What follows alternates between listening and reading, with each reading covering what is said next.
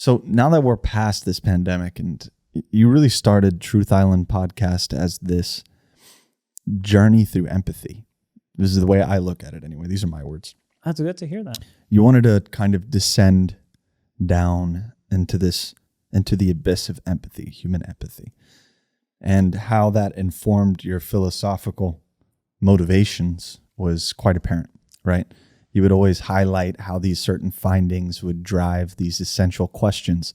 And that's really how your podcast operates, right? Like you approach something logically and rationally with a vicious mindset, right? Like viciously rational. And then you connect it to the way people feel almost in like a zeitgeist. Would you say that's accurate?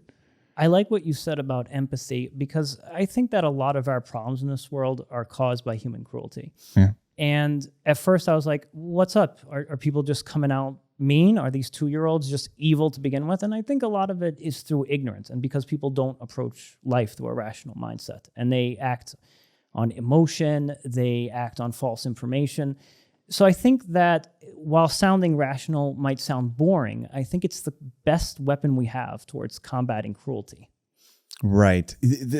But the thing is like, it doesn't sell. It doesn't. You know what? I'm going to play devil's advocate this whole podcast because I know we agree on a lot of things, but here's the truth, right? Yeah. The way this system works is at the end of the day, if you're not making something that people want, the value of that thing in this society is lessened, right?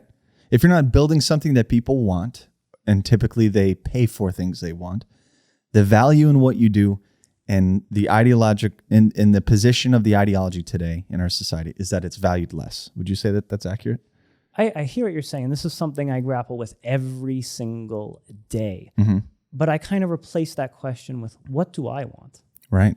And you have to keep asking yourself that time and time again, because you can give people what they want and you can feel good about yourself for a little bit. But as you go further down that rabbit hole, you're going to realize that you're betraying yourself more and more and more and more, and you're going to find yourself alone within yourself. Mm. So for me, you're right. Being rational, being philosophical, methodical, non-provocative, it doesn't sell. You're 100. I can't even argue that. You're 110% right. You're right about that. But at the same time, in order for one to live a fulfilling life, they need to do what they personally find fulfilling, regardless of whether it sells or doesn't sell.